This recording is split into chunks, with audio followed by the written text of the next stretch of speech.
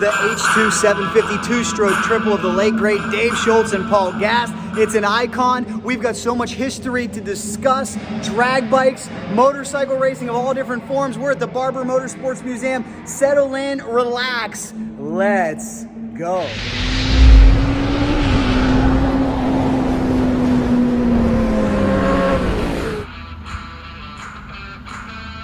Our quest to bring you the most impressive motorcycles we can find continues. Where are we today? Birmingham, Alabama. Check it out, ladies and gentlemen. Yes, the famous, iconic Barber Vintage Motorsports Museum. This one has been on my bucket list for a long, long time. So come with me, sit back, relax, settle in. We're gonna go on a quest to find the most impressive must-see motorcycles we can find. I've heard so much about this place.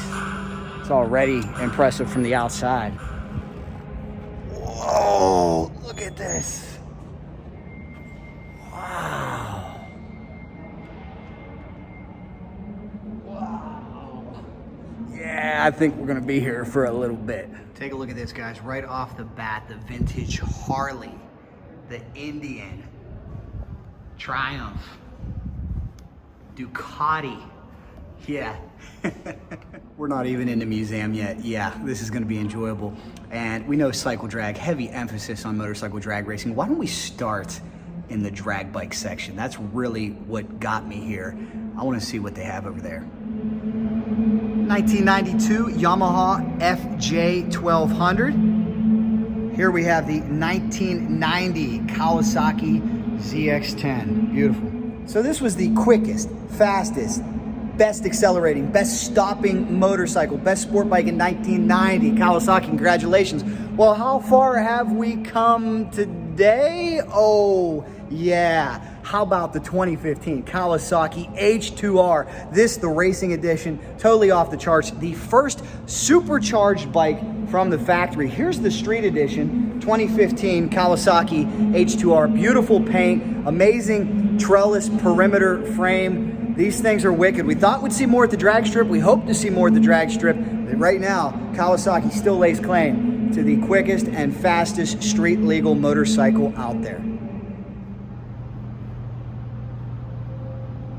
Well, Kawasaki may have the most powerful street legal motorcycle, but I think Suzuki has done well in terms of longevity. They nailed it just right with the price, the power, and they took the world by storm in 1999 with the Suzuki Hayabusa. You know, I'm a proud owner. I love mine. I have a Gen 2. This is a Gen 1, the one that started it all. And here's something that I talk about. You know, we look back in history, we look at the KZ, the GS as motorcycles that had such an amazing long run.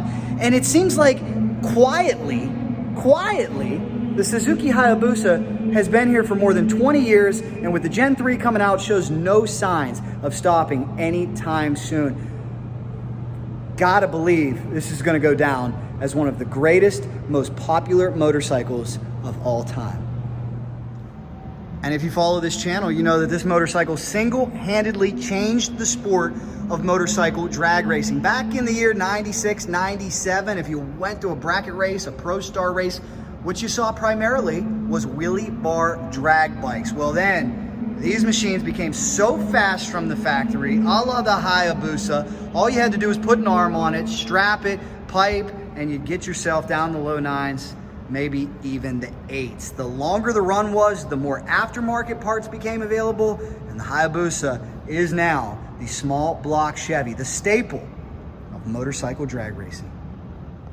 This is really cool and educational too. You ever wonder how they get the body work just right, or the plastic on a dirt bike? Look at that machine. It's made of clay. That's how it begins at many of the OEMs, made of clay.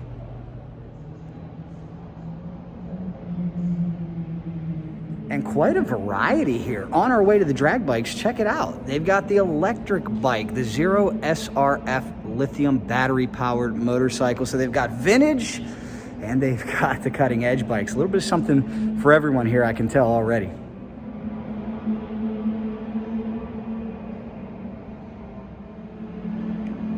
Look at this layout. My goodness, this is a Taj Mahal.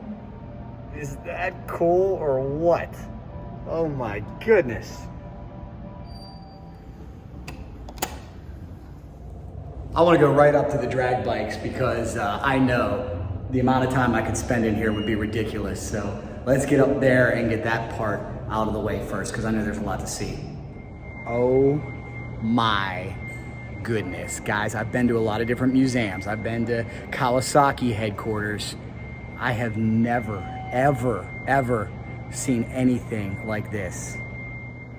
And there's the Christmas tree. That's a pretty good sign that we are entering drag bike land. Oh, this is so cool, guys. I'm like a little kid. I got goosebumps. I can't wait to see what we got. Stay with us. We're going on a journey. So glad you're with me. Kick back, relax. If you have any stories about the motorcycles that we see, share them down below in the comments. Love all the information. Oh boy.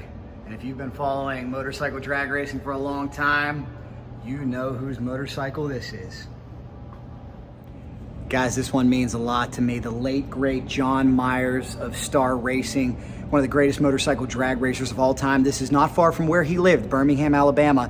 He unfortunately lost his life in a street bike accident in this area. But before John left us too soon, he carved out his place as one of the greatest NHRA Pro Stock Motorcycle racers ever. 3 championships, 33 event wins. And man, you could only wonder what could have been if John was still with us. I think he'd probably be a 7 or 8 time champion or maybe more by now. This motorcycle is so awesome. What an amazing shrine. The last time I saw John Myers was 1996. I was only 12 years old. My dad and I were in Adco, New Jersey for the AMA Pro Star race. We talked with John, we got his autograph. We told him about, my dad has a vintage 2-stroke, an S2350. We told him about that. And he sat down, he talked with us. He had a genuine conversation. He was interested in what we had to say. And I never forgot that about John Myers, a true gentleman. I don't think I've ever, in fact, I know, I've never heard any bad John Myers stories. He was great for the sport and sorely missed. R.I.P. John, it's so nice to see you enshrined here as you deserve.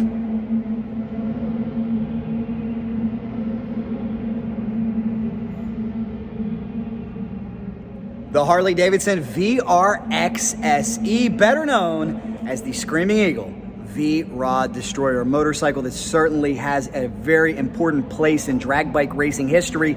We know that factory involvement is so important. Look at Supercross, look at road racing. Well, in 2006, when Harley said they were coming with an out-of-the-box from the manufacturer drag bike, took the world by storm. NHRA, the All Harley Drag Racing Association, even had their own class for these things. They were deep into the 9s. Guys like Ellie Tonglet, Doug Horn were absolutely flying.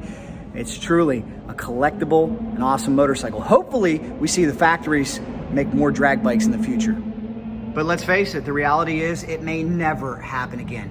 This machine is 79 cubic inches with double overhead cams, 4 valves per cylinder, electronic fuel injection, 58 millimeter throttle bodies. It is a 5-speed and they were fast. Whether it's baggers or nitro Harleys, turbocharging is all the rage. It's been a hot topic lately. How about a team that was ahead of their time? This is the Majestic Eagle, held a record in 1996. Take a look at this motorcycle. Truly gorgeous, truly far, far, far advanced. Belonged to Kevin Draper of Waco, Texas. Once went 757, 181 miles an hour, guys, and back in 1996, that was moving. Now here we are all these years later, and we're awaiting the first fuel Harley to crack into the 5-second zone. Many believe you need a turbo, you need a supercharger to do it. This gentleman was far ahead of his time. And we know the fastest motorcycles on the drag strips come from Japan. Wasn't always that way, but in the 1960s, Honda took the world by storm with the CB. Many say the CB is what started the sport bike. It's what inspired the Z1 by Kawasaki later on. This is a CB 450. Take a look at it, guys. This is how it all started in the 1960s.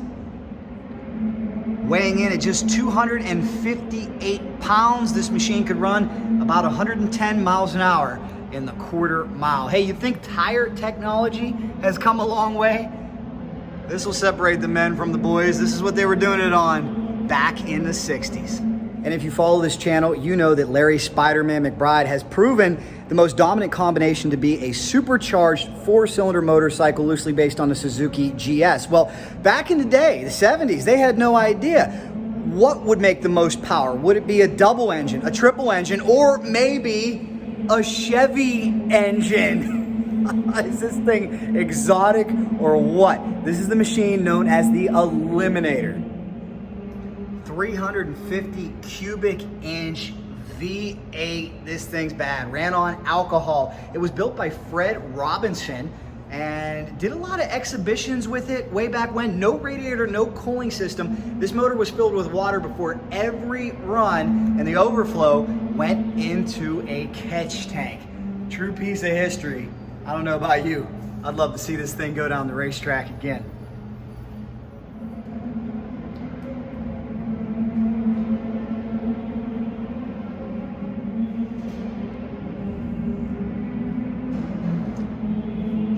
Guys, if you follow this outlet, you know we love two-strokes. On the drag strip, we primarily see the old school two-stroke triples. How about the old Yamaha Tz-750, a 4-cylinder two-stroke? Is this thing awesome or what? They still compete with these motorcycles today in the Super Eliminator category. You can scour our channel and see all the videos from Martin, Michigan. They're awesome. I'd love to take this thing to the Dash for Cash. I know that.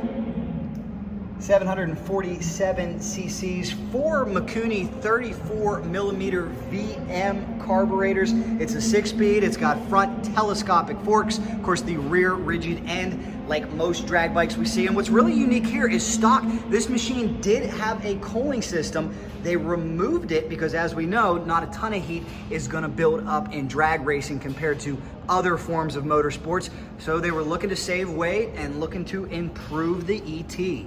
True piece of history there, two-stroke fans. Well, you certainly can't deny in the motorcycle performance world, we are spoiled. What do you got to do to run 8s now? Take a ZX14, take a Busa, put an arm on it, put a pipe on it, dyno tune, good rider, you're already in the mid-8s. What did you have to do to run mid-8s back in the 70s?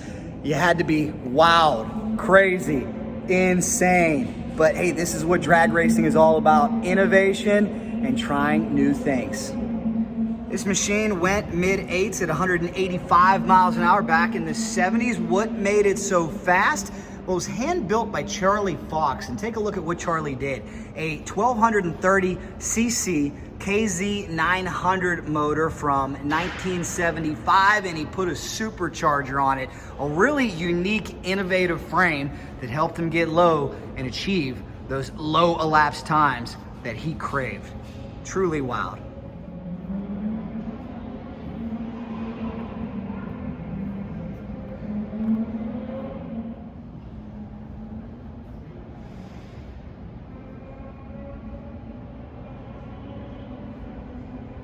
I might have to get my sleeping bag and pillow out and just stay here, because here's another one that was worth the trip. Moments ago, I told you how much John Myers meant to me. Well, another icon of motorcycle drag racing, the late, great Dave Schultz. Now, you may be saying, that's not the Sunoco Hayabusa. No, it's not. This is where Dave started his pro stock motorcycle career, the one and only Kawasaki H2 This is what pro stock looked like back in the 70s. This machine was unbelievable. And guess who he did it with?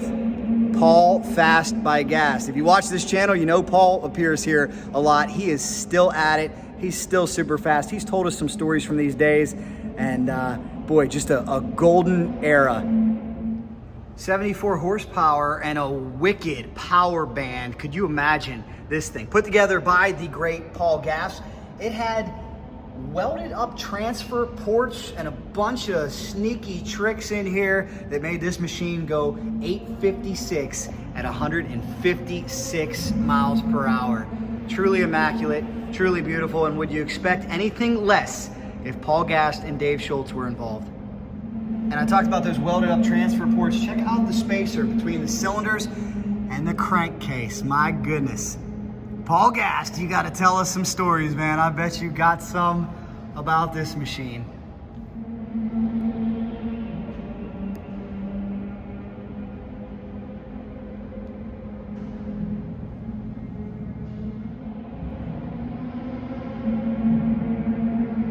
And if you thought it could not get any sweeter, we got racing going on behind us. They're out there ripping it up, testing right now. And look at how gorgeous this track is. The landscaping, the waterfall, truly amazing.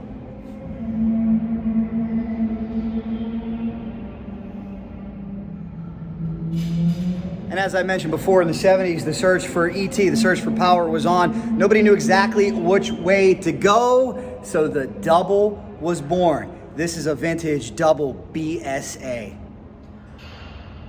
2 air-cooled engines. We would see this typically with Harley Davidson's, Triumphs, Nortons, and as seen here, the BSA. About 125 horsepower. It made for good speed, good power, and was all the rage at the drag strip in the 1970s. It's all about innovation and creativity.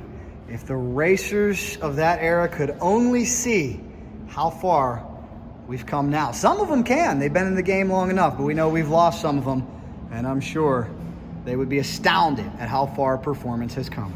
And depending on how far back you go with motorcycles, you know that before the Japanese manufacturers came on strong, there was Vincent. And as Jay Leno talked about, nothing was badder than the Vincent Black Shadow. If you owned this, you had an extremely fast motorcycle in the 1960s, about 1,000 cc's, about 70 horsepower. It was known as the Vincent Black Lightning, a stripped down version of the Black Shadow.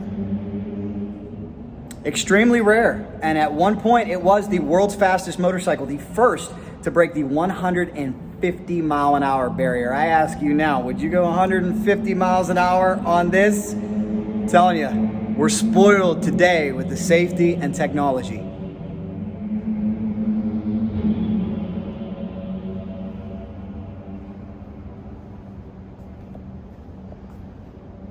Let's stay in the 1960s and a very famous machine that also came out of Great Britain. Alf Hagen of London, England, a very famous man who was way ahead of his time with his 1960 Hagen JAP. JAP stands for J.A. Prestwich. That's who built this V-twin.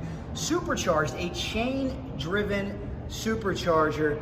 This motorcycle coming in at 1,096 cc's was way ahead of its time. Take a look, guys. This is what drag racing was all about on 2 wheels in the year 1960. And again, look at the tires. Look at the frame. Looks more like a bicycle than a motorcycle. Some truly brave and courageous men. Alf was an innovator. He was also a very accomplished rider. Many championships were won on this Sprinter. Truly amazing. This is so awesome. This is the centerpiece of drag racing. It's amazing. I'll tell you what though, guys, before I leave, I think I should go on a quest to show you some other amazing motorcycles. Why don't I show you the absolute best of what I can find? Thanks for rocking with me. And as I said before, if you have any information about these, if you have any questions, if you have any stories, leave them down below. I want to hear from you. I know so many of you have seen these motorcycles run in person. And how cool is this, guys? The Spider-Man and Chris Hand are here. Big thanks to JT Norton, who made this possible. 2 of the fastest. 2 guys that you see quite often on this channel, Larry McBride and Chris Hand. Great to see them here. From the drag racing section, we go right into the flat track world. 3 really cool bikes here. 1975 Bull Taco. 1970 Honda. There's that legendary CB engine that we had referenced. And here you go, Harley Davidson fans. 1980 Harley Davidson Xr750, all legendary motorcycles. Let's stay with the Harley Xr750. We talked so much about drag racing. There's another sport out there that likes long swing arms and nitro, but it's certainly not drag racing if we have tires like this. Yes, the chains. This is a Harley Davidson hill climber. And this one, a multiple-time championship winner. If you look hard enough on the Cycle Drag YouTube channel, you will find some hill climbing action, and my oh my, just like drag racing, the technology has come so far and the sport has evolved considerably from what we're seeing right here.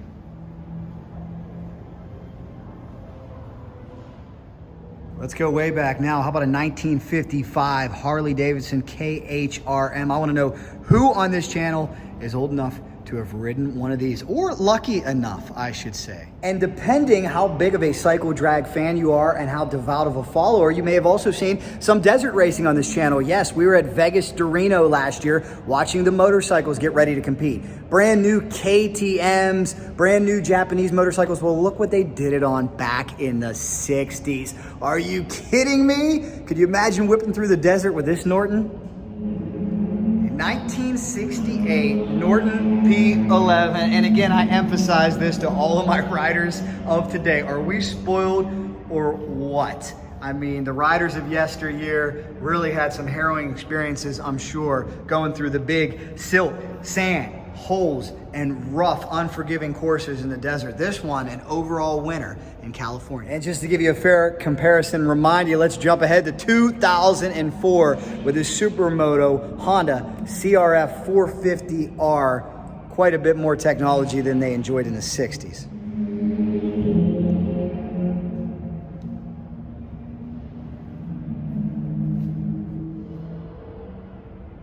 Boy, this old Yamaha brings back some memories. I had one just like that, Yamaha 400. Broke all the fenders off and dented the gas tank, learning how to ride. Who had the Kawasaki KT250? This one finally restored.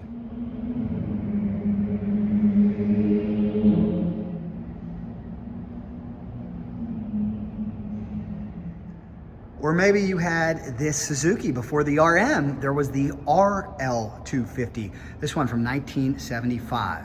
This is really bringing back some childhood memories from me too, because I came of motorcycle age in the 90s. What did that mean? If you were cutting grass to afford a motorcycle, you couldn't afford a new one, so you needed a bike from the 80s, like this 1981 RM behind us.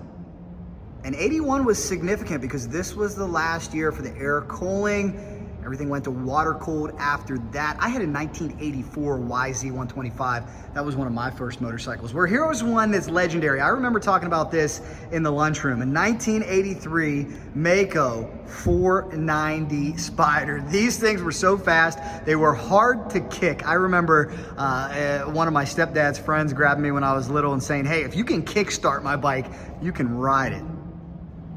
ATK, Cannondale, 1990 Honda CR250R next to a modern CR. Good comparison of how we just continue to evolve. Here's 2017 Yamaha YZ450F. We've even got a few catching air, and that was big air in the 70s. Man, they've done such a great job here at Barber.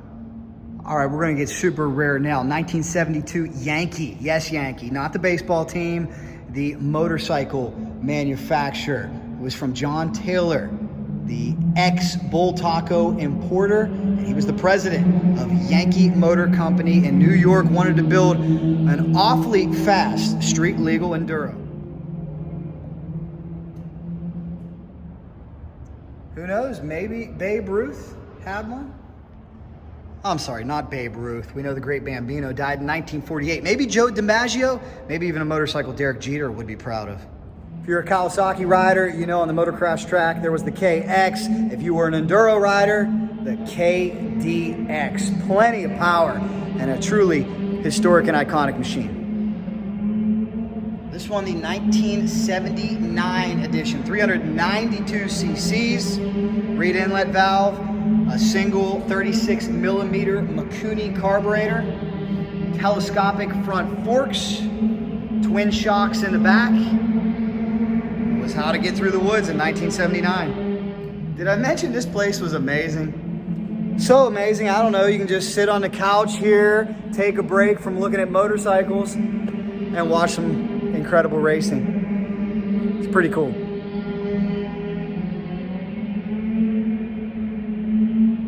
How about this 2007 KTM 660 Rally? Speaking of rally, it absolutely dominated the Paris-Dakar Rally. This is cool, but also a little scary too. Check this out. Here we go. Let's hope it's strong enough. It is. Whew. That's one fall I wouldn't want to take. Hopefully that motorcycle down there could catch me. That is awesome. Just another amazing vantage point here in the museum. Yamaha was a big player in the two-stroke game as well. This is a 1967 Yamaha TD1C, 247cc two-stroke. And with all these finely restored motorcycles, it is cool to see something that has survived as is. This is a 1962 Yamaha TD1. Iconic racer here. I had this die-cast when I was a young kid, 1980 Yamaha Tz-750G. Well, here's a piece of road racing history. 2002 Yamaha Tz250 two-stroke. With two strokes banned on the street in 2004, AMA decided to discontinue the 250cc two-stroke category, but not before Rich Oliver of California took the world by storm. He won every single race, including the final race right here at Barber. And we hate to see two-stroke racing discontinued in any shape or form because we love them here on Cycle Drag. We're for the environment, but come on, help me guys. How much pollution are these two-stroke motorcycles really making compared to other things that we see out there? The smoke billowing out of those big diesel trucks, which we need them as well, but come on, two-strokes, gotta love them. So much to see. Wild vintage road racers here, 1966 BSA A65. Take a look at this, 1979 Rumble Yamaha. So we talked about how crazy the racers of yesteryear were. How about the individuals that actually got into the sidecar? Yeah, don't sign me up for that one. And what do we have here, two-stroke fans? And here is one that took sidecar racing to a whole nother level. It's a 1996 Wendell Formula One technology. In fact, it's basically a three-wheeled Formula One car.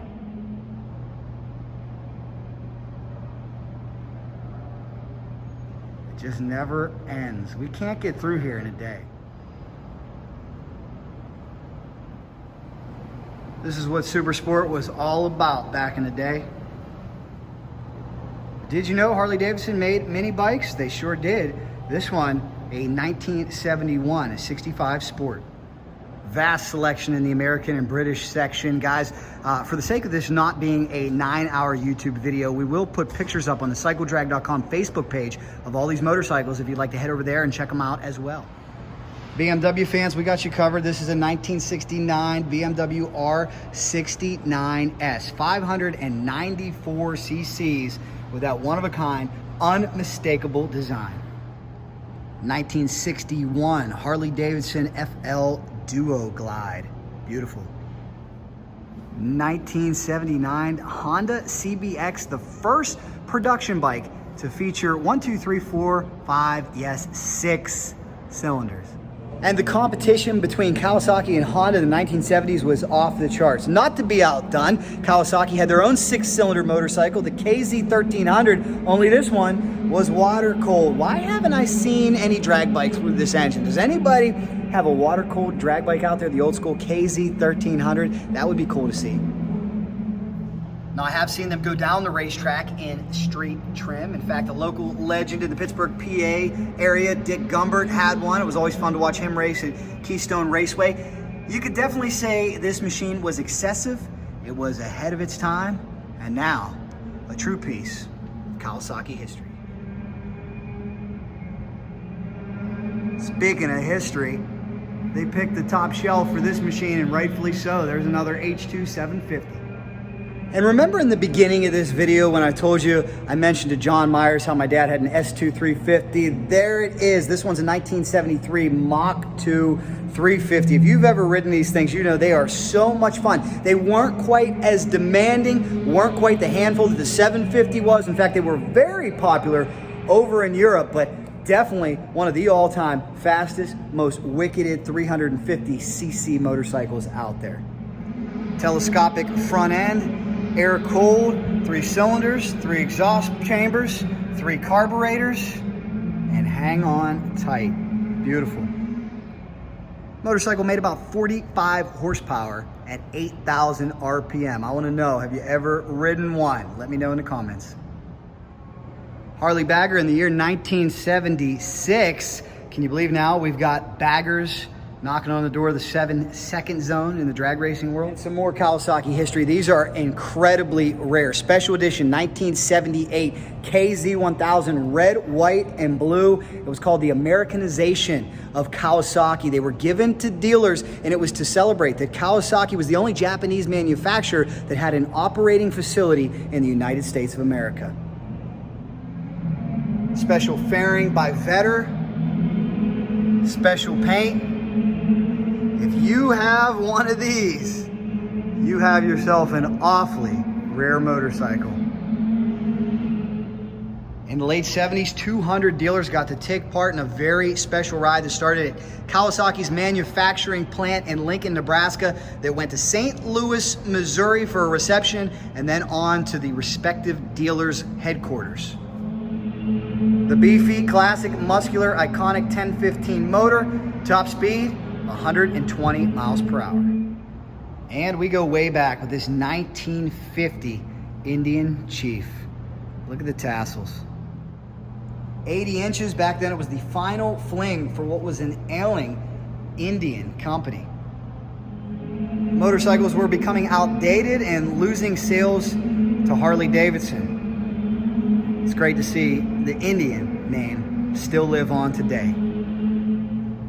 2003 Suzuki Gsxr 600 with an unmistakable livery. You want to talk about cool motorcycles that are visually appealing? 1997 Honda Valkyrie. It had a liquid-cooled, horizontally opposed 6-cylinder design. So cool. 2007 KTM Super Duke. 2007 KTM SMR Supermoto.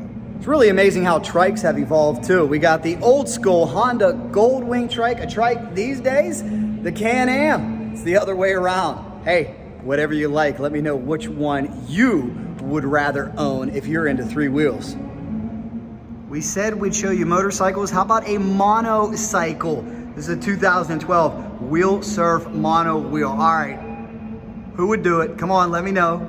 Let me know. I don't know that I'd sign up for this. Oh, I see more amazing Japanese motorcycles. This could take a little while. I hope you're still with me. I hope you're entertained and enjoying this tour. If you couldn't be here, if you've never been here, well, consider this your opportunity to live vicariously through us. That's what we want to do. We want to take you on this quest. Let's get back to work. 1983 Suzuki XN85D turbocharged. And if turbo bikes are your thing, you know all about the 1985 Kawasaki Gpz 750. Definitely one of the more well-engineered turbo bikes of its day. Some complained that it was a little bit heavy, but boy, it was fast. 112 horsepower in 1985. That, my friends, was moving in that classic red and black Kawasaki livery. Beautiful.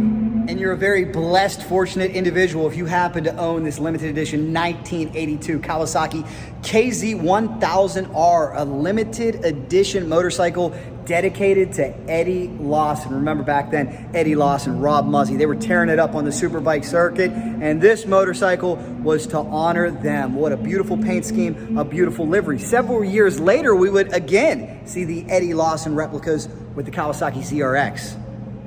Very desirable for collectors. It featured those gold-painted alloy wheels, Khrm exhaust, reservoir shocks, cut-down seat, air-adjustable forks, an oil cooler, and drilled disc brakes. It is the ELR, and it is a true piece of motorcycle history. Man, we're just scratching the surface over here. You like Hondas, Yamahas? Oh yeah. When Suzuki got criticized for being a little bland in the styling department, they countered with the 1982 Suzuki GS1000 Katana, an unmistakable look. It was beautiful. This motorcycle made about 90 horsepower. We've seen several of them on the drag strip do some very impressive things. Real piece of history. Did you think we were going to show you a Maserati? I sure didn't. 1962.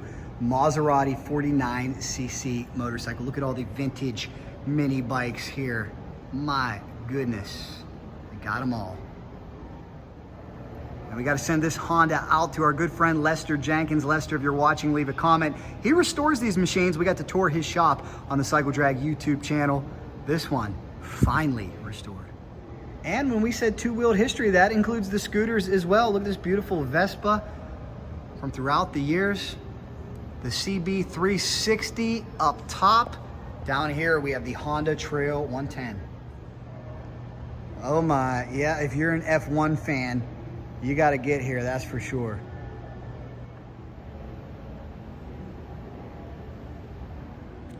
And when you have a collection this valuable, yeah, you need armed security in here. I don't blame them one bit. We'll be minding our manners, as we always do. Remember the 1987 Suzuki Gsxr 1100? You could simply never forget this tail section. Saw a lot of these on the drag strip. So unique, one of a kind. Made about 90 horsepower. It was small, it was nimble, and it weighed much less than its competitors. Radical custom Honda. You guys like the big, beefy car style engines in these motorcycles? Honda did for a while. Amazing. Horizontally opposed 6-cylinder, made about 98 horsepower, 1,832 cc's. And so many people reminisce and ask me about the old school KZ turbocharged bike that Kawasaki made, the TC. They're rare, but check it out.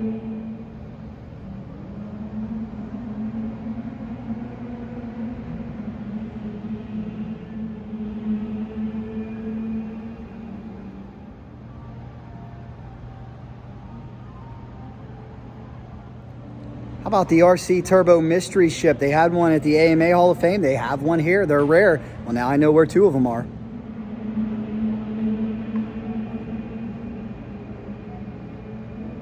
Now, guys, I said we were going old school. We really haven't gone old school yet, because true old school is a wooden motorcycle.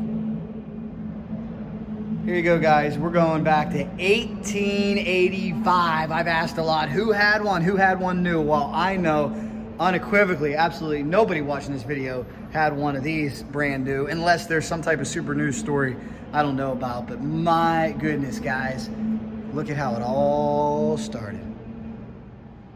Built by two German engineers to test out one of their engines, this thing had half a horsepower and a maximum speed of 7 miles an hour could be reached. If those fine gentlemen could only see the Kawasaki H2r of today. Thank you to our pioneers smiling down from above. Stepped it up quite a bit by the year 1902. Looked more like a 10-speed bicycle with an engine. Motorcycles back then used for transportation, much like they are today. By the year 1905, we had the March. We were up to 1.5 horsepower here out of this little 290cc engine. 1909 saw the single-speed Shaw. Let's go back a little further, and what could have been the first motorcycle, 1867 Roper steam Velocipede. Look at this, guys. Steam. That's how it all began, 1867.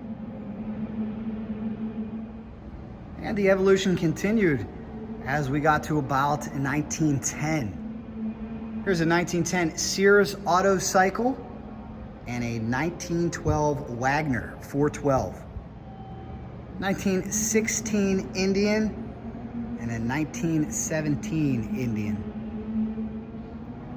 In 1920, Harley Davidson introduced the Sport Twin. Their intention was to appeal to new riders with an entry-level product. 1929 Excelsior Super X Hill Climber. This was one way to get around in the year 1920. Truly staggering, the trip back in history here. Take a look at the collection. It just never ends, guys. I don't even know how far I am through this museum. This is amazing.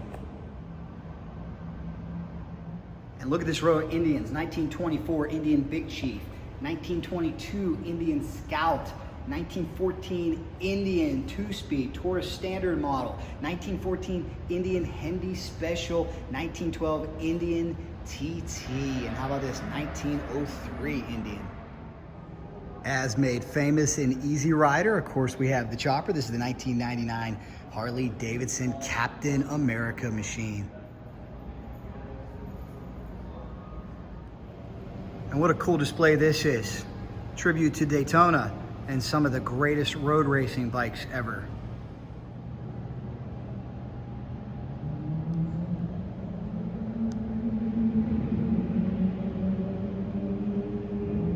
You just never run out of motorcycles to see here. I think to do it right, you probably need a couple days. If you're a true history buff and you want to read all the tags and learn about all the motorcycles in here. Motocross bikes, yep, we got them up there. Haven't even made it to that level yet. Really cool bike here if you're into Kawasaki triples. This is a 1972 Kawasaki H2r 3-cylinder air-cooled two-stroke. Following the successful debut of the H1 in 1969, Kawasaki introduced this racing version in 1970. I would like all of them, please. Yes, all of them. That is cool. Whoa, tiger with a mask? Okay, I'll go back to minding my manners. This elevator's a lot of fun to ride. Another level chock full of motorcycles. Everything from a 2015 Ninja 300 to this 1930s machine. They got it all. The Wayback machine is still clicking. This is a 1906 FN Light 4. And here it is, 1938 Crocker. When I was at Mecum auction a couple years ago, it was a Crocker that stole the show. There was one out there that was unrestored that went for $650,000. Crocker, highly collectible. 60 cubic inches, made about 60 horsepower at 4,000 RPM. Not bad for 1938 Crocker, well ahead of its time. As you saw earlier, it looked like 6 cylinders was where the industry was heading, and even Italy got in on it with this 1983 Benelli SEI 6-cylinder bike.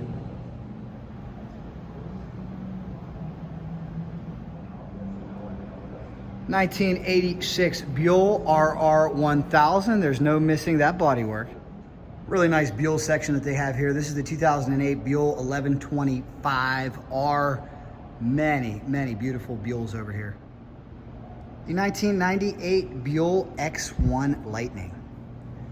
Kawasaki 500cc H1 Mach 3, another great two-stroke. Well, guys, we have officially shut it down. The museum is closing. We've been here for hours. We're having a blast. Why don't we close with some of the most amazing you've ever seen? I'm talking the oddities, the rare bikes. How about, check it out. Is it the Z1900? No. It's the Z1600.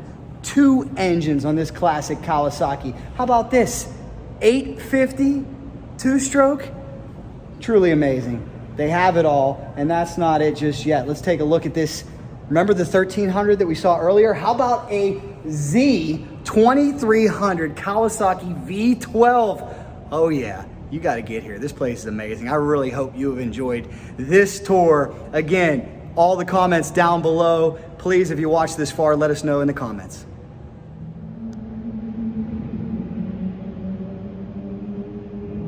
Guys, we did it. We did Barber. I hope you enjoyed that. Oh my God, how amazing was it? Please do me one favor, be a friend, tell a friend, share this, keep the stories coming. And hey, I referenced a lot of other videos. If you just found us and you want to see the two strokes, you want to see Larry McBride, you want to see classic motorcycle drag racing, check out all there is to see on this channel. Subscribe right in the middle. If you'd like another video, here it is. And you know we're always on the quest to bring you the best. If there's anything fast, classic, or must-see motorcycle, we are in. Cycle Drag from Birmingham, Alabama rolls on.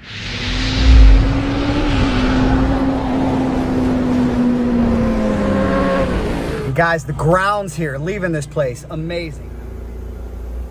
They take really good care of it, that's for sure.